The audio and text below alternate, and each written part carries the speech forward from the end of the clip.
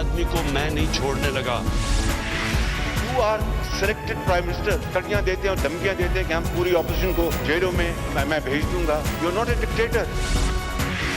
तुम तो सिर्फ कठपुतली हो, तुम्हारी तोरे तो कोई और हिला रहा है। जंग अभी जारी है, अभी हमें दायमी अमन की असल मंजिल पर पहुंचना है।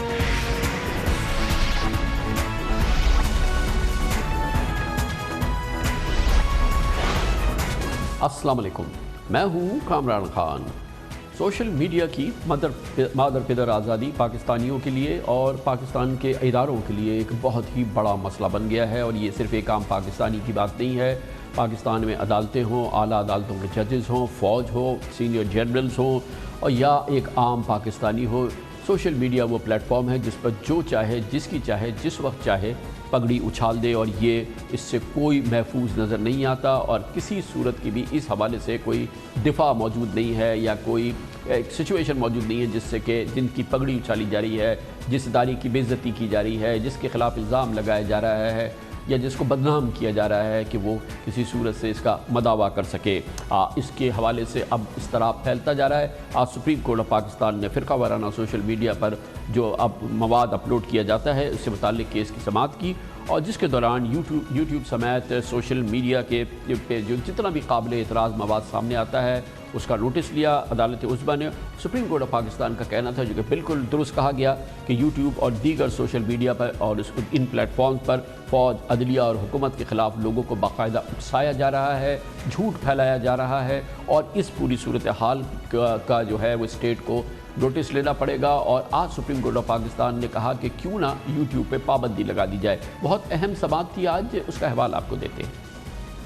आज सुप्रीम कोर्ट में जस्टिस काजी अमीन, जस्टिस मुशीर आलम और जस्टिस अमीनुद्दीन पर मुश्तमिल 3 रुकनी बेंच ने सोशल मीडिया पर फ़िरका वाराना मवाद अपलोड करने के हवाले से केस की समाअत के दौरान पाकिस्तान में सोशल मीडिया और यूट्यूब पर काबिल एतराज़ मवाद की मौजूदगी का नोटिस लेते हुए इसकी रोकथाम से मुताल्लिक़ इक़दामात पर वज़ारत ख़ारजा और अटॉर्नी जनरल से जवाब तलब कर लिया। केस की समाअत के दौरान जस्टिस काजी अमीन ने बरहमी का इजहार करते हुए इस्तफ़सार किया कि क्या वफाकी तहक़ीक़ाती इदारे FIA और पाकिस्तान टेली कम्युनिकेशन अथॉरिटी ने देखा है कि यूट्यूब पर क्या हो रहा है।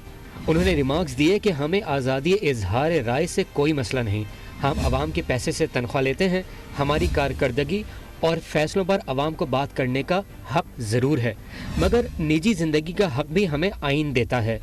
यूट्यूब और सोशल मीडिया पर हमारे ख़ानदानों को भी नहीं बख्शा जाता, जजेस को शर्मिंदा किया जाता है। यहाँ तो ये हो रहा है कि कल हमने फ़ैसला दिया और वो यूट्यूब पर शुरू हो गया। उनका कहना था कि कोई यूट्यूब पर चाचा तो कोई मामा बनकर बैठ जाता है। जस्टिस काजी अमीन ने यह भी कहा कि हम तहम्मुल का मुजाहरा कर रहे हैं, आखिर इसका इख्तिताम तो होना है। इस दौरान PTA हुक्काम ने जवाब दिया कि हम इनफरादी मवाद को हटा नहीं सकते, सिर्फ रिपोर्ट कर सकते हैं, जिस पर जस्टिस मुशीर आलम ने रिमार्क्स दिए कि कई ममालिक में सोशल मीडिया को मकामी कवानीन के तहत कंट्रोल किया जाता है, ज़रा अमरीका और यूरोपीय यूनियन के ख़िलाफ़ मवाद यूट्यूब पर डाल के दिखाएं। जस्टिस काजी अमीन ने इस्तफ़सार किया कि आर्मी, अदलिया और हुकूमत के ख़िलाफ़ लोगों को उकसाया जाता है, ऐसे जुर्म के मुर्तकिब कितने लोगों के ख़िलाफ़ कार्रवाई हुई। आज़ादी इजहार, उसका इसकी राय और इसका इजहार के लिए कितनी आज़ादी होनी चाहिए, और क्या पाकिस्तान में सोशल मीडिया का बेजा इस्तेमाल नहीं हो रहा, इस पर बात करने के लिए हमने दावत दी है। हमारे साथ एक बार फिर मौजूद हैं मोहतरमा निगहत दाद, जो कि एग्जीक्यूटिव डायरेक्टर हैं डिजिटल राइट्स पाकिस्तान। ये वो इदारा है जो कि अवाम की इजहार राय की आज़ादी की तर्जुमानी करता है, उसका दिफा करता है। बहुत बहुत शुक्रिया निगहत दाद साहिबा। पहले तो आप ये बताइए कि पाकिस्तान में जो सोशल मीडिया का जिस तरह से इस्तेमाल हो रहा है, शख्स के बारे में, इदारे के बारे में, ग्रोह के बारे में, आप ख़ुद ज़ाती तौर पे इससे मुतमईन हैं? आपके ख़्याल में इसमें कोई मुज़ायक़ा नहीं है? मेरा ज़ाती ख़्याल ये है कि पाकिस्तान में जैसे जैसे डिजिटल एक्सेसिबिलिटी जो है लोगों की ज़्यादा होती जा रही है, वैसे वैसे लोग अपने जो फ्रीडम ऑफ एक्सप्रेशन का जो हक़ है उसको इस्तेमाल कर रहे हैं। मुझे लगता है कि जिस चीज़ की कमी है وہ یہ ہے کہ ہم لوگوں نے بہت سے، آپ نے جیسے کہا کہ کوئی ایسے قوانین نہیں ہیں یا جو کہ اس کو دیکھ سکیں، ہمارے پاس بالکل قوانین موجود ہیں. 2016 کا قانون ہے سائبر کرائم کے حوالے سے. اس کے علاوہ آپ کے کانسٹیٹیوشن خود جو ہے وہ آرٹیکل 19 کے ایکسیپشنز موجود ہیں. تو آپ کے پاس ادارے بھی ہیں، آپ کے پاس ریگولیٹر بھی ہے، آپ کے پاس قانون بھی ہے. اور ایسا نہیں ہے کہ جو مواد جو کہ ریگولیٹر کو، جو کہ پاکستان ٹیلی کمیونیکیشن اتھارٹی ہے، اور FIA کو جو کہ لا انفورسمنٹ ایجنسی ہے under prevention of electronic crimes act, وہ ان پہ ایکشن نہیں لیتے. وہ بالکل ان پہ ایکشن لیتے ہیں، بہت سے ایسے کیسز بھی ہوئے ہیں. لیکن جس چیز کی کمی ہے وہ ہے اویئرنیس کی، آگاہی کی. ایک چیز کامران بہت ضروری ہے، اور وہ یہ دیکھنا کہ ایک جو بیننگ اسپری چل پڑی ہے نا، صرف ہم آئسولیشن میں نہیں دیکھ سکتے کہ آج ویسے تو انہوں نے ریمارکس ہی دیے ہیں محترم جج صاحبان نے، اور انہوں نے ہنٹ کیا ہے. لیکن ہم لوگ چونکہ لوگ پینک اس وجہ سے ہو رہے ہیں کہ آپ نے دیکھا کچھ عرصہ پہلے PUBG بین ہو گیا، گیم بین ہو گیا، کل ایک اور ایپ بین ہو گئی. ٹک ٹاک کو آخری وارننگ دی ہے PTA نے. YouTube 3 سال پاکستان میں بین رہا پچھلے چند سالوں میں. تو ایک پینک تو ہے کہ بین کرنے میں کوئی مذائقہ نہیں ہے حکومت کو، اور وہ کر بھی سکتی ہے. پینک نگہت عوام میں بھی ہے نا، جن کی کہ یعنی کہ عزت کی دھجیاں بکھیر دی جاتی ہیں. آپ کو روزانہ پتہ ہے، اور آپ کو پتہ ہے کہ ہمارے اداروں کی کتنی کیپیسٹی ہے، کتنا وہ ایک ایک کیس کو فالو کر سکتے ہیں. یہ تو روزانہ کی بنیاد پہ سینکڑوں چیزیں سامنے آتی ہیں نا، سینکڑوں معاملات سامنے آتے ہیں. اس میں صرف ریاستی اداروں کی تکریم یا ان کی حوالے سے بات نہیں. آپ کو پتہ ہے کہ اس میں کتنا اینیمی انفلوئنس بھی آتا ہے جو کہ انفلٹریٹ کرتا ہے، جو کہ ایک 5th جنریشن وار کا باقاعدہ حصہ ہے. یہ دنیا میں ایک ہائبرڈ وار کا حصہ سمجھا جاتا ہے. امریکہ میں ہو رہا ہے، روس کے پہ الزام لگتے ہیں، کبھی چین پہ الزام لگتے ہیں. ہماری کہاں اتنی کیپیسٹی ہے؟ ایک تو ہمارے جو قومی سلامتی کے معاملات ہیں ان کی تو ہو جائے، ایک عام آدمی کی روزانہ سینکڑوں لوگوں کے ساتھ جو حشر ہوتا ہے، آخر اس کا مداوع کیا ہے؟ دیکھیے، میں آپ ایک بات یہ ضرور کہنا چاہوں گی کہ ہم ایک تو پہلے یہ کہ جمہوری ریاست ہیں، اور جمہوری ریاست میں آپ کی جو پولیٹیکل سپیچ ہوتی ہے، آپ کا آئین اس کو پروٹیکٹ کرتا ہے. ٹیکنالوجی کے اس دور میں یہ بہت ضروری ہے کہ ہماری عدالتیں، ہمارے جج صاحبان، ہمارے وکلا، جو ادارے ہیں وہ آئسولیشن میں رہ کے فیصلہ نہیں دے سکتے. ہم نے international human rights treaties sign کی ہوئی ہیں، اور اس میں ہمارے یہ اور ہمیں انٹرنیشنلی اس کو لے کر کے چلنا ہے. ایسا نہیں آپ کتنا بین کریں گے اور کتنا پاکستان کو نہیں بین کی بات نہیں کر رہا میں. یہ تو آپ دوسری طرف کی بات کر رہے ہیں. میں تو ان لوگوں کی بات کر رہا ہوں جو سینکڑوں کی بنیاد پہ جن کی دھجیاں بکھیر دی جاتی ہیں، ان کی عزتوں کی، ان کے وقار کی. میں ایک عام پاکستانی کی بات کر رہا ہوں. کیا آپ اس سے ڈس ایگری کریں گی کہ ایسا نہیں ہوتا؟ اور کس ہماری ریاست کے پاس اتنی کیپیسٹی ہے کہ یہ ایک ایک کیس کو اس کی جڑ تک جا سکے، ان کی IPs تک پہنچ سکے، اور اگر کوئی اس کو بھی کسی صورت سے سبورٹ کر دیتا ہے تو کہاں آپ ان لوگوں کی دفاع کی بات کریں نا جن کی روزانہ عزتیں تار کر دی جاتی ہیں؟ دیکھیں کامران، ہمارے ملک میں قوانین موجود ہیں. ایسا نہیں ہے کہ قانون نہیں ہے. آپ کے ڈیفامیشن کے لاز موجود ہیں. جو بااثر افراد ہیں، جو با اختیار ہیں، وہ ان قوانین کا استعمال بھی کر لیتے ہیں. قانون تو بیسیکلی اس کے لیے نہیں ہے جو کہ غریب بندہ ہے، اور وہ جب ایک آرگنائزڈ ٹرول کا یا جو ایک آرگنائزڈ ایک اٹیک ہوتا ہے ٹویٹر پہ یا باقی جگہوں پہ، وہ بندہ بیسیکلی وکٹم ہے اس کرائم کا. تو مجھے یہ لگتا ہے کہ بجائے یہ کہ ہم دوسری طرف جائیں جو کہ ایک بیننگ والی سچویشن ہے، یا ہم اس کی بار بار بات کریں، یہ ایک بڑا سلو اینڈ سٹیڈی پروسیس ہے. اگر ہمیں دنیا کے ساتھ مل کے چلنا ہے تو ہمیں اپنی انٹرنیشنل جو ہم نے سائن کیے ہوئے ICCPR اور باقی انٹرنیشنل لاز، ان کی بھی ہم لوگوں کو لیکن نگہت کیا اگر وہ اس کو ساتھ چلنے کے لیے کون سا ملک ہے جو اپنی جو ساورنٹی ہے، جو اپنے لوگوں کی عزت ہے یا اپنے اداروں کی عزت ہے، اس کو داؤں میں لگا دیتا ہے؟ ذرا مجھے آپ بتائیں اس ملک کا نام. ابھی بھارت نے نہیں بند کر دی ساری چائنیز ایپ کیا کس بنیاد پہ بند کر دیں؟ کیا امریکہ روس پہ نہیں الزام لگا رہا کہ اس نے الیکشن کو سبورٹ کر دیا اور اس حوالے سے پابندیاں نہیں لگ رہی؟ کیا چین پہ اس قسم کے الزامات نہیں لگتے؟ کیا چین نہیں روک رہا؟ کیا دنیا کے دوسرے درجنوں ممالک جو ہیں وہ اپنے آپ کو فائر والز لگا کے پروٹیکٹ نہیں کر رہے؟ کیا دنیا کی کسی انوکھی ملکوں کی اقوام ہیں؟ یہ جو آپ نے بات کی امریکہ اور یورپ اور باقی جو ڈیولپ کنٹریز ہیں وہاں پہ پولیٹیکل سپیچ بڑی پروٹیکٹ کی جاتی ہے، تو ان کے ساتھ تو ہمیں اپنا مقابلہ نہیں کرنا چاہیے کیونکہ وہ اس طرح سینسرشپ کی طرف اور بیننگ کی طرف نہیں جاتے۔ دوسری بات یہ کہ انڈیا کی جو تمام بری مثالیں ہیں بیننگ کی، وہ ہم پاکستان کیوں اڈاپٹ کریں ان سے؟ ہم ان سے ایک بہتر ملک ہیں اور ہمیں چاہیے کہ ہم اپنی عوام کو وہ تمام جمہوری حق دیں جو کہ آپ کا آن لائن بھی اپلائی ہوتا ہے اور آف لائن بھی اپلائی ہوتا ہے۔ لیکن نگہت، یہ جو آپ کہہ رہی ہیں، یہ جو آپ بات کہہ رہی ہیں، کیا فیس بک کے خلاف آؤٹریج نہیں ہے؟ فیس بک کے خلاف امریکہ میں طوفان نہیں مچا ہوا؟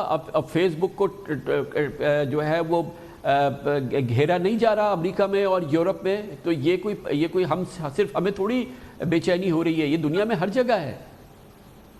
بالکل، تمام سوشل میڈیا کمپنیز کو اکاؤنٹیبل ٹھہرانا چاہیے، یہ ہمارا فرض بھی بنتا ہے، حکومتوں کو بھی ان کو کہنا چاہیے، لیکن ساتھ ساتھ ہمیں حکومتوں کو بھی اکاؤنٹیبل ٹھہرانا چاہیے کہ پوری چھٹی تو نہیں دے سکتے۔ بہت شکریہ، نگہت داد ہمارے ساتھ موجود تھیں، ڈیجیٹل رائٹس کو پروٹیکٹ کرنے کی آرگنائزیشن کو ہیڈ کرتی ہیں، بہت بہت شکریہ۔ کمرشل بریک، اس کے بعد ذکر کریں گے حکومت ایکسپورٹ بڑھانے کے لیے آج ایکسپورٹرز کا ایک بہت دیرینہ مطالبہ پورا کر دیا ہے اور کہا ہے کہ اگلے سال بھی جو انتہائی رعایتی داموں پہ گیس اور بجلی ملتی ہے ایکسپورٹرز کو، وہ جاری رہے گی، اور اس کے علاوہ کئی دوسری مراد پہلے ہی ایکسپورٹرز کو حاصل ہیں۔ اب ایکسپورٹرز کا کام ہے کہ وہ عوام کی، قوم کی اور ملک کی جو توقعات ہیں اس پہ پورا اتریں۔ اس پہ بات کرتے ہیں چھوٹے سے وقفے کے بعد۔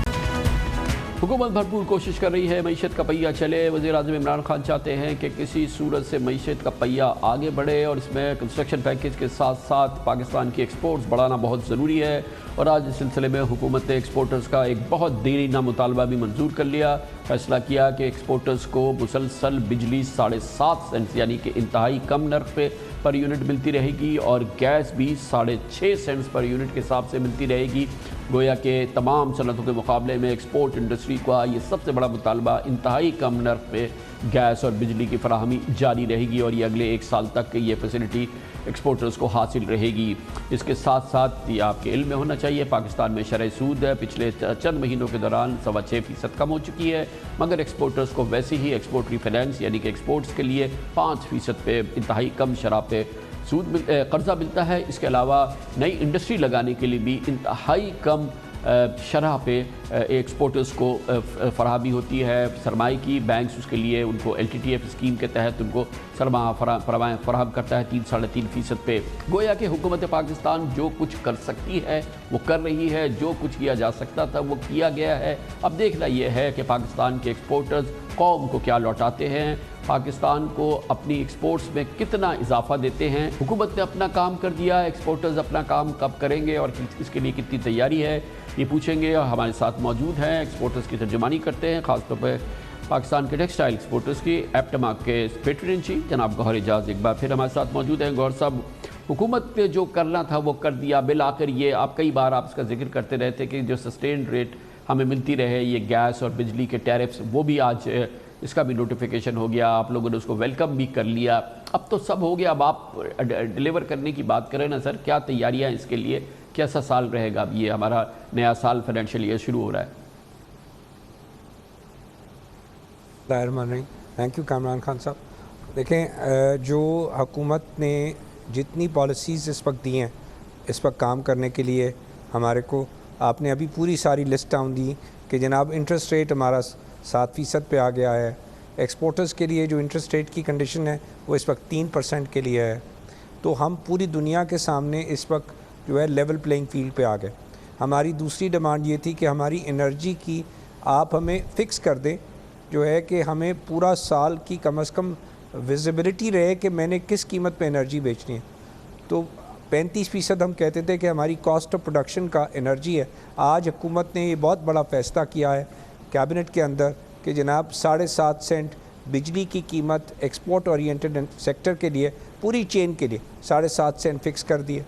اس کے اندر ہماری جو آج تیاری ہے اس کی کنڈیشن یہ ہے کہ کرونا سے پہلے 31 مارچ سے پہلے 32% کوانٹیٹیولی پاکستان کی ایکسپورٹ بڑھی تھی. اگر یہ سال نارمل رہتا 30 جون تک مجھے یقین تھا کہ ہم $26 بلین پہ یہ سال بند کرتے, جو کہ پچھلے سال $24 بلین تھا. ہماری 10% کی گروتھ ایکسپیکٹڈ تھی. اب ہم آج دوبارہ شروع ہو رہے ہیں جولائی کا مہینے سے. پچھلے مہینے آپ نے دیکھا ہے کہ جون کے مہینے میں 80% پاکستان کی ایکسپورٹ واپس اپنی لائن پہ آ گئی تھی. اگر ڈالر کی ایوریج گنتے تھے تو $1.6 بلین کی ایکسپورٹ آ گئی. میں یہ سمجھتا ہوں کہ اگلے سال 2020-21 کا سال ہے, ہمارا کرنٹ اکاؤنٹ سرپلس ہوگا. جب حکومت آئی تھی تو میں یاد کراتا جاؤں تو اس وقت ہمارا کرنٹ اکاؤنٹ ڈیفیسٹ تھا, لیکن وہ امپورٹس کا موقع جو ہے 63 بلین کی امپورٹ 44 بلین ہوئی, جس سے کم ہوا. اب ہم کرنٹ اکاؤنٹ سرپلس پاکستان لیکن گروتھ کے لیے گوہر اعجاز صاحب ہمیں چاہیے, اس طرح سے تو امپورٹس کو ہم گلا نہیں گھونٹ کے رکھ سکتے نا. ہمیں تو یہ تو بہت برا حال ہے امپورٹس کا, کیونکہ ہمارے یہاں کام نہیں ہو رہا اور ہمیں گروتھ چاہیے تو ہمیں امپورٹس دینی ہوں گی. تو یہ جو کرنٹ اکاؤنٹ کا معاملہ ہے یہ تو بہت ہی ٹیمپریری ہے, ہمیں تو نمبرز چاہیے ایکسپورٹس کے. اب یہی میرا پوائنٹ ہے خان صاحب کہ جو $20 بلین ہم نے کرٹیل کیا ہے, ملک کے پاس ایکسپورٹ نہیں تھی, یہ $20 بلین ہم نے ایکسپورٹ اگلے 3 سال میں پوری کرنی ہے تاکہ ملک اپنے لیول پہ اپنے پیروں کے اوپر کھڑا ہو.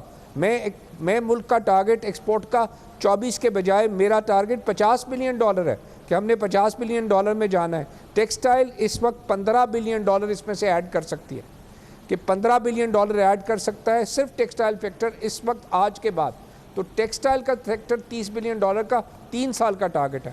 اور اگر ہم اسی طریقے سے لیول پلینگ فیلڈ جیسے آپ اور میں بات کرتے آ رہے ہیں پچھلے 2 سال سے, اور ایک ایک کر کے تمام چیزیں حکومت نے جو ہے اس کو ایگری کیا ہے اور اس کو انڈسٹری کے لیے جس طریقے سے امپلیمنٹ کیا ہے, اگر ہمارے پاس کلیئر ویژن رہے, اسی طریقے سے ڈیسیجن میکنگ پروڈنٹلی اور ساتھ کے ساتھ اب پورے سال سے پہلے جولائی میں فیصلہ ہو گیا اس کا, اگر اسی طریقے سے انفورسمنٹ رہے تو سب لوگوں کے پاس ویزیبلٹی ہے, ہر ایک کے پاس کاسٹنگ ہے کہ میں اب دنیا کی کاسٹ کے برابر ہوں. میں آج بنگلہ دیش کے ساتھ کمپیٹ کر سکتا ہوں, میں آج ویتنام کے ساتھ کمپیٹ کر سکتا ہوں, میں آج انڈیا کے ساتھ کمپیٹ کر سکتا ہوں. مجھے کوئی طاقت نہیں روک سکتی اگر اب یہ پالیسیز کو, پھر میں یہی کہتا ہوں مجھے اس پالیسیز کے اوپر کام کرنے دیا جائے, اور کام کر کے ہم اس میں کہیں اب دوبارہ ریورس نہ لگے کہ ہم دوبارہ کسی جگہ روک کے بیٹھ جائیں.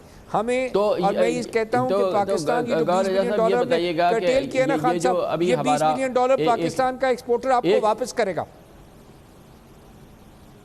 تو یہ جو ابھی ہمارا ایک سیٹ بیک رہا کووڈ کا پوری دنیا میں, اور ہمارے جو ہمارا جو ڈیمانڈز تھی وہ سنک ہوئی ہیں ہماری جو ایکسپورٹس کی, تو وہ ابھی کس حد تک ریہیبلیٹیٹ ہو گئی ہیں؟ اور بات تو یہ ہو رہی ہے کہ ہمارے پاس ایڈیشنل ایونیوز کھلے ہیں یہ PPEs وغیرہ کے. اوورآل کیا سچویشن ہے اب؟ ہم جس گروتھ آپ دیکھ رہے ہیں جو $26-30 بلین کی آپ اگلے سال بات کر رہے ہیں, تو وہ کہاں سے آئے گی, وہ کدھر آپ دیکھ رہے ہیں اسے؟ خان صاحب جو اس وقت ہمارے پاس آج کیپیسٹی لگی ہوئی ہے, میں اس سال 30 جون 2020 میں ہی 26 دے سکتا تھا. میں یہ $26 بلین تو ہم آپ کو ایکسپورٹ دیں گے, میں کہہ رہا ہوں. اب مجھے آپ نے ویژن دے دیا. میرے پاس ٹیکسٹائل سیکٹر میں اس وقت 100 گھر ایسے ہیں جو تیار بیٹھے ہیں کہ ہم نے ایکسپینشن کرنی ہے. فار ایگزامپل جو مل کپڑا بناتی تھی وہ کہتی ہے میں نے ڈائٹ کپڑا اور گارمنٹ بنانا ہے. جو مل صرف ڈائٹ کپڑا بناتی تھی وہ کہتی ہے میں نے گارمنٹ بنانا ہے. اس کے لیے ہم نے ایک ٹیکسٹائل پالیسی 5 سال کی بنا کے رکھی تھی. ہمیں اب وہ ٹیکسٹائل پالیسی کووڈ کی وجہ سے ڈیلے ہو گئی. ہم نہیں رکیں گے. ہم اس پالیسی جو اب انرجی کی بھی پالیسی ہمیں 1 سال مل گئی ہے, ہمارے کو انٹرسٹ ریٹ رجیم بھی مل گیا ہے. میرا نہیں خیال پاکستان کا صنعت کار اس وقت رکے گا. ہم یہ $26 بلین بھی پوری کریں گے, اور یہ جو ہمارے پاس $3 بلین کا کپڑا ہے اس کو صرف ویلیو ایڈ کرنے سے, گارمنٹ بنانے سے ہم اس کو 10 پہ لے جا سکتے ہیں. جو ہمارے پاس کورا کپڑا پڑا ہے تو اس کورا کپڑا کو ڈائٹ کپڑا گارمنٹ کرنے کا وہ بھی میرے پاس $7 بلین پڑا ہے. اچھا یہ بتائیے کہ کیپیسٹی خان صاحب میرے گھر میں پڑی ہے $15 بلین.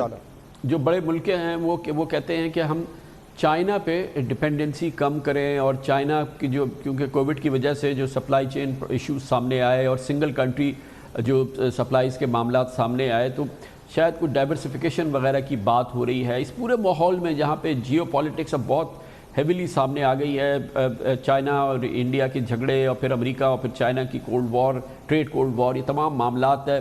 پاکستان کے لیے پوٹینشیل زیادہ ہے، اس میں بڑھ رہا ہے یا ہمارا شرنک ہو رہا ہے؟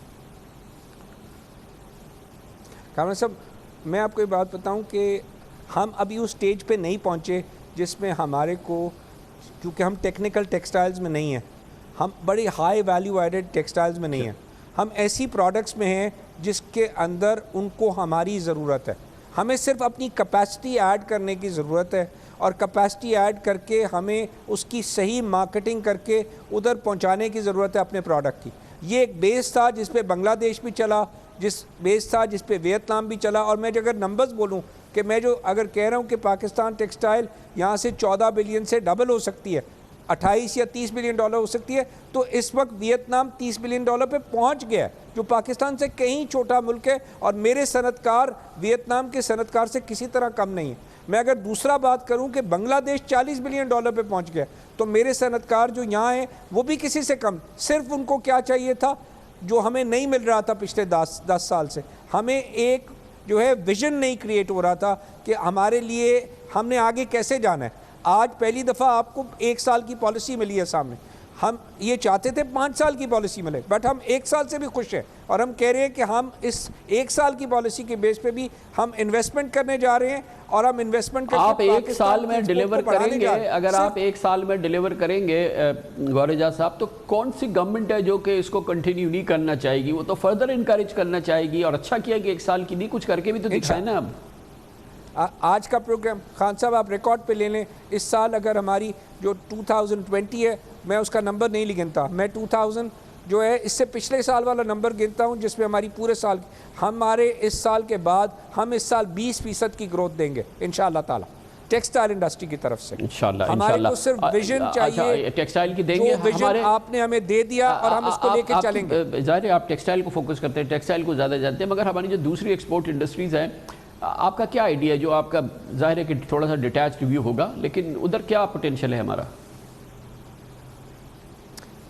رامنان صاحب ہمارے پاس ٹیکنالوجی میں اب بہت بڑا پوٹینشیل ہے، کیونکہ ٹیکنالوجی کا جب اس سے پہلے ٹیکنالوجی کا بوم آیا تھا ارلی جو ہے وہ 2000 میں، تو ہمارے لوگ تیار نہیں تھے، ہمارے پاس ہیومن ریسورس نہیں تھا. میں آج سمجھتا ہوں ٹیکنالوجی میں بھی ہمارے پاس ہیومن ریسورس تیار ہو چکا ہے. اب ہمارے کو لیکن ان کے پاس فائنینسنگ نہیں ہے غور اعجاز صاحب. ان کو فائنینس کون کرے گا؟ یا وینچر کیپٹلسٹ ہے نہیں، بینکس ان کو فائنینس کرتے نہیں ہیں بیچاروں کو. ٹیکنالوجی والے تو بہت پریشان ہیں، وہ تو چاہتے ہیں کہ خان صاحب یہی خوبصورتی آپ نے بڑی خوبصورت بات کی ہے، آپ نے بڑی خوبصورت بات. اب اس انٹرسٹ ریٹ پہ جو ہم کہہ رہے ہیں، یہ جو 7% آ گیا، آج لوگ بینکوں سے پیسہ نکالنا شروع ہو گئے.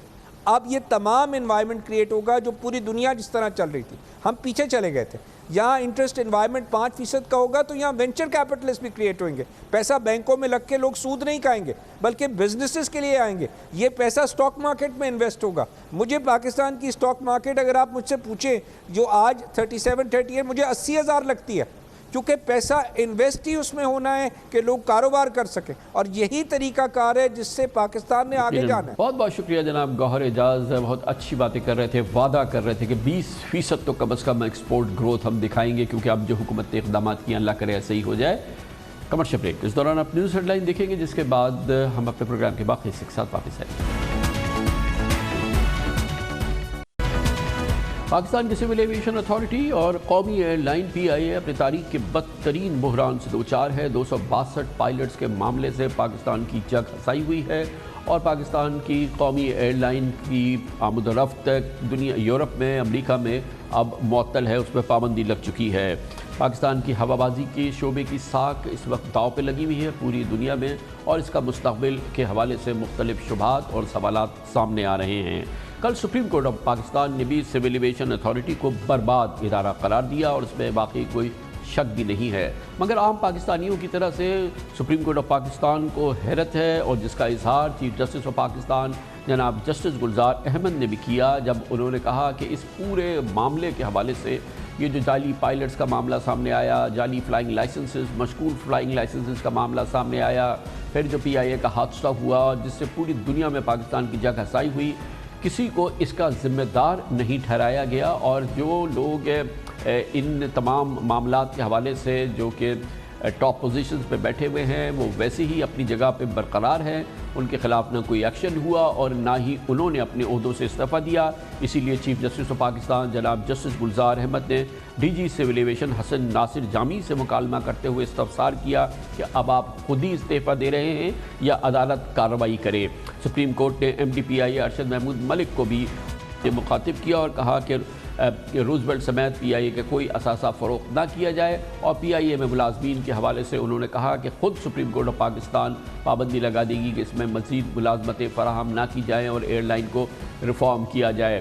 کل اس حوالے سے اس پورے معاملے کے حوالے سے سپریم کورٹ آف پاکستان نے بہت جامع کارروائی کی تھی اور کئی موقع پہ ایسا لگا کہ عدالت اور جو اس بینچ کے رکن ہیں وہ پوری صورتحال پہ بہت زیادہ برہم ہیں، اور کئی بار انہوں نے احتساب کے حوالے سے اور اس پورے معاملے میں جس پہ انہوں نے بارہا کہا کہ سپریم کورٹ آف پاکستان نے نوٹس کیا کہ ایسا لگتا ہے کہ سول ایویشن کا پورا نظام برباد ہو چکا تھا، اس کے کمپیوٹرز کو اس پر قابض تھے وہ لوگ جن کا ویسٹڈ انٹرسٹ تھا، اور ایسا لگتا تھا کہ ادارے کا کوئی پوچھنے والا نہیں ہے، کوئی پوچھ گچھ کرنے والا نہیں ہے۔ یہ آپ کے علم میں ہے، اس سے پہلے بھی ہم اس پروگرام میں ذکر کر چکے ہیں کہ سول ایویشن اتھارٹی میں بڑی انوکھی صورتحال ہے۔ پچھلے 2 سالوں سے اس ادارے کا کوئی پرماننٹ ڈائریکٹر جنرل نہیں ہے، یعنی کہ کوئی پرماننٹ سربراہ نہیں ہے۔ جو ایویشن ڈویژن کے سیکرٹری ہیں، وفاقی سیکرٹری، وہی اس کے ڈائریکٹر جنرل کا عہدہ انہوں نے سنبھالا ہوا ہے، اور دلچسپ بات یہ ہے کہ بورڈ آف ڈائریکٹرز کے چیئرمین بھی وہی ہیں۔ اسی لیے کل سپریم کورٹ آف پاکستان نے ان سے کہا کہ آپ نے نہ خود استعفیٰ دیا ہے نہ حکومت نے آپ کو ہٹایا ہے، کیوں نہ ہم آپ کو فارغ کر دیں۔ یہ پوری صورتحال ہے، اس پر بات کرنے کے لیے ایک بار پھر ہم نے دعوت دی ہے۔ عذرائے کرم تشریف لائے ہیں وفاقی وزیر ایویشن جناب غلام سرور خان۔ بہت بہت شکریہ خان صاحب، آپ دوبارہ تشریف لائے۔ قوم بھی پوچھ رہی ہے، کل سپریم کورٹ آف پاکستان نے بھی پوچھا کہ جو ادارہ جس کی یہ تباہی کی صورتحال ہے، جو پائلٹس کے معاملے سامنے آئے، جو سول ایویشن اتھارٹی کے اندر پورے معاملات چل رہے ہیں پچھلے چند سالوں میں، پھر یہ اتنا بڑا پی آئی اے کا کریش ہوا، پائلٹس کے خلاف تو آپ نے کارروائی کی، ان کو معطل کر دیا، مگر جو سربراہ ہے، جو اس پورے معاملے کا سربراہ ہے، اس کے خلاف کوئی ایکشن نہیں لیا گیا۔ جو ڈی جی بھی ہے، جو سیکرٹری بھی ہے، جو کہ بورڈ کا چیئرمین بھی ہے، اس کے خلاف بھی کوئی ایکشن نہیں لیا، آپ نے نہیں لیا، بلکہ بعض لوگ تو کہتے ہیں کہ آپ ہی کو استعفیٰ دے دینا چاہیے تھا۔ بجا فرمایا آپ نے جی۔ جیسے کامران خان صاحب، کل کا دن بڑا سیریس ویو لیا سپریم کورٹ آف پاکستان نے، اور یہ ساری باتیں جو ابھی آپ نے کہیں وہ ساری باتیں بالکل ٹھیک ہیں، برحق ہیں، درست ہیں، اور یہ سب کچھ سول ایویشن اتھارٹی کی نااہلی کی وجہ سے، انکمپیٹنس کی وجہ سے، کرپشن کی وجہ سے یہ دن ہمیں دیکھنا پڑا۔ لیکن سوچنے کی بات اور دیکھنے کی بات یہ ہے کہ یہ ہوا کب، یہ کس دور میں ہوا؟ یہ سب کچھ 2013 سے لے کے 2018 تک ہوا۔ یہ 15 سال پچھلے 2 ادوار میں ہوا، 13 سے لے کے 18 تک ہوا، پھر 10 سے لے کے ہم نے 20 تک اسے بالکل ہر چیز کو بڑے ٹرانسپیرنٹ انداز میں دیکھا بھی۔ تو یہ جو 262 کی جو انکوائری ہے، یہ بھی کانٹینیوشن ہے۔ اس سے پہلے بھی سپریم کورٹ نے بڑا سیریس ویو لیا تھا 2017-18 میں چیف جسٹس ثاقب نثار صاحب نے، کہ کریڈینشیلز چیک کیے جائیں، ڈگریز چیک کیے جائیں پی آئی اے کے امپلائیز کی۔ تو اس وقت بھی پی آئی اے کے امپلائیز کی ڈگریز چیک کی گئیں، اور ان میں سے تقریباً 17 پائلٹس کی ڈگریاں جیلی نکلیں، اور ٹوٹل 700 لوگوں کے لگ بھگ ڈگریاں، جس میں انجینئرز بھی تھے، ٹیکنیشینز بھی تھے، کیبن کرو بھی تھے، ان کی ڈگریاں جیلی نکلیں، انہیں نوکریوں سے برخاست کیا گیا۔ وہ یہ دوسرا معاملہ ہے، یہ ان لوگوں کا معاملہ ہے جنہوں نے کہ اپنے اسناد جو تھے وہ جعلی دیے، اس میں پائلٹس تھے، اس میں ٹیکنیشین تھے، یہ بالکل دوسرا معاملہ ہے۔ یہ جو ان کو فلائنگ لائسنسز دیے گئے، اس کے لیے انہوں نے جو جال سازی کی، یہ بالکل الگ معاملہ ہے۔ اس کا براہ راست ادارہ اس بالکل آپ بالکل بجا فرما رہے ہیں۔ تو سول ایویشن اتھارٹی نے یہ سارا ایکشن کیا جب ایک پلین کریش ہو گیا جس میں 99 لوگوں کی جانیں چلی گئی، اس کے بعد یہ سلسلہ شروع ہوا۔ اس سے پہلے 2 سال تک سول ایویشن اتھارٹی بھی تو ایسی ہی بیٹھی تھی نا۔ یہ ایکشن جو اس کے بعد ہوا، اس سے پہلے ہوا ہوتا تو ہمیں لگتا کہ یہ جاگی بھی تھی۔ خان صاحب، یہ خان صاحب یہ میں واضح کر دینا چاہتا ہوں کہ یہ ایکسیڈنٹ کے بعد سلسلہ شروع نہیں ہوا. یہ سلسلہ میں جو کہنا چاہ رہا تھا کہ سپریم کورٹ نے جو پہلا سو موٹو ایکشن لیا جس میں جیلی ڈگریاں دیکھی گئیں, پھر اس کے بعد یہ 2018 میں ہی اس پہ کام شروع ہو گیا اور انکوائری شروع ہو گئی کہ ان کے کریڈینشیلز چیک کیے جائیں, ان کے لائسنسز بھی چیک کیے جائیں, ان کے امتحانات انہوں نے کیسے دیے ہیں اس چیز کو بھی چیک کیا جائے. تو اس وقت بھی جب یہ سارا سلسلہ شروع کیا گیا تو کچھ ریگولرٹی سامنے آئی, تو پھر ایک اسپیشل انویسٹیگیٹنگ بورڈ بنایا گیا, ایک انکوائری ٹیم مقرر کی گئی 2019 فیبرری میں, اور اس نے 1 سال اور 4 مہینے بھرپور محنت کے ساتھ فرانزک انکوائری کی, اور اس فرانزک انکوائری میں 262 سسپیکٹڈ کے نام سامنے آئے کہ 262 ایسے پائلٹ ہیں جنہوں نے کمرشل پائلٹ لائسنس یا ایئر ٹرانسپورٹ پائلٹ لائسنس غلط ذرائع اختیار کر کے انفیئر مینز کر کے تو انہوں نے لائسنسز حاصل کیے. تو یہ انکوائری ابھی 30 جون کو مکمل ہوئی. تو یہ انکوائری اس انکوائری کی کنٹینیوشن تھی, اور اس میں کافی تگ و دو کرنی پڑی, کافی محنت کرنی پڑی, اور فرانزک انکوائری تھی, اس میں فرانزک یہ بات ہو گئی. خان صاحب اب وہ سوال جو سپریم کورٹ نے پوچھا اس سے منسلک کہ جو لوگ جنہوں نے یہ نظام چلا رہے تھے سول ایویشن کے اندر جس میں جعلی فلائنگ لائسنسز ملنا, امتحانات کو جیسے مرضی ہو پائلٹ نے پاس کر لینا, اس کے علاوہ اس کے پورے نظام میں جیسے کہ سپریم کورٹ نے کہا کہ کمپیوٹرز جو ہیں وہ انہی لوگوں کے قبضے میں ہیں جنہوں نے جعل سازی کرنا ہے, ان لوگوں کے خلاف تو بہت بڑی کارروائی ہونی چاہیے تھی نا. ان کو تو جیسے کہ سپریم کورٹ نے کہا ان کے خلاف تو کرمنل کیسز ہوں, وہ گرفتار ہوں, لوگ وہ جیلوں میں جائیں. ان کے خلاف کیا ہوا جو سول ایویشن کے اندر یہ جعل سازی کا بازار چلا رہے تھے؟ بالکل آپ نے بجا فرمایا جی. اگر سپریم کورٹ کی سپورٹ نہ ہوتی تو نہ پہلے 700 جیلی ڈگری والے نکلتے. اگر سپریم کورٹ کی سپورٹ نہ ہو تو ہو سکتا ہے ہم ان 262 کے خلاف بھی ایکشن نہ لے سکیں. ہو سکتا ہے جن لوگوں نے انہیں فیسیلیٹیٹ کیا ہے وہ اتنا بڑا مافیا کہ ان کے خلاف بھی ایکشن. تو یہ سارے ایکشنز ہوں گے سپریم کورٹ کی ڈائریکشن سے اور سپریم کورٹ کی سپورٹ سے. انشاءاللہ تعالی ہم آئینی ہاتھوں سے نپٹیں گے ان لوگوں کو جو ذمہ دار ہیں جنہوں نے فیسیلیٹیٹ کیا ان پائلٹس کو جیلی طریقے سے لائسنس حاصل کرنے کے لیے. ان کی جگہ بیٹھ کے جن لوگوں نے امتحانات دیے ان لوگوں تک بھی ہم پہنچیں گے. ان لوگوں تک بھی ہم پہنچیں گے کہ جنہوں نے پاسورڈ آگے غیر قانونی طریقے سے انہیں دیے, جیسے رول نمبر دیے جاتا ہے اس طرح 6 ڈیجٹ پاسورڈ انہیں دیے گئے, چوری کے ساتھ دیے گئے. ان لوگوں کے خلاف, آئی ٹی کے لوگوں کے خلاف, اور اس وقت کے جتنی لائسنسنگ اتھارٹی تھی A to Z وہ سارے اس کے ذمہ دار ہیں اور سارے ذمہ دار ٹھہریں گے. اور یہ فیصلہ پرائم منسٹر آف پاکستان کا بھی فیصلہ ہے, جیسے کل سپریم کورٹ آف پاکستان نے کہا کہ ان لوگوں کے خلاف صرف انکوائریز نہیں ہونی چاہیے, سسپینشنز نہیں ہونی چاہیے, ڈسمسلز نہیں ہونی چاہیے, بلکہ ان لوگوں کے خلاف کرمنل ایکشن بھی ہونا چاہیے.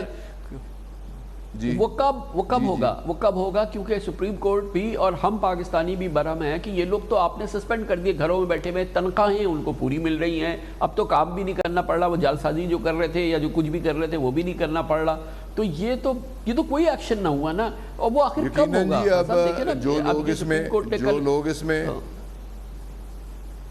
جو لوگ اس میں ملوث پائے گئے ہیں جی, سسپینشن سے صرف کام نہیں چلے گا. بالکل بجا فرمایا آپ نے بھی اور سپریم کورٹ نے بھی کہ سسپینشن سے کام نہیں چلے گا. ان کی ٹرمینیشنز بھی ہونی چاہیے, ان کے خلاف قانونی کارروائی بھی ہونی چاہیے, ان کے خلاف کرمنل ایکشن بھی ہونا چاہیے, انہیں پابند سلاسل بھی ہونا چاہیے, انہیں جیل کی ہوا بھی کھانی چاہیے, ان کے تمام بینیفٹ حقوق جو پینشن تک بنتے ہیں وہ فورفٹ ہونے چاہیے, اور ان کے خلاف بڑے سویئر ایکشنز ہونے چاہیے. اور یہ ہوں گے, اور ابھی تو یقیناً ہوں گے اور یقیناً کرنے پڑیں گے کیونکہ سپریم کورٹ اس کا فالو اپ کر رہا ہے. جی لیکن اس کی کون ذمہ داری لے گا آپ کی حکومت میں کہ 2 سال تک آپ نے سول ایویشن کا کوئی سربراہ مقرر نہیں کیا, آپ نے کوئی ڈائریکٹر جنرل پرماننٹ نہیں مقرر کیا, آپ نے سیکرٹری کو ڈائریکٹر جنرل کا چارج دے دیا, آپ نے اسی کو بورڈ آف ڈائریکٹر کا چیئرمین بھی بنا دیا. اس کا ذمہ دار کون ہے؟ یہ نہیں 2 سال ہو گئے نا سر, 2 سال سے نہیں ہے ڈی جی کوئی.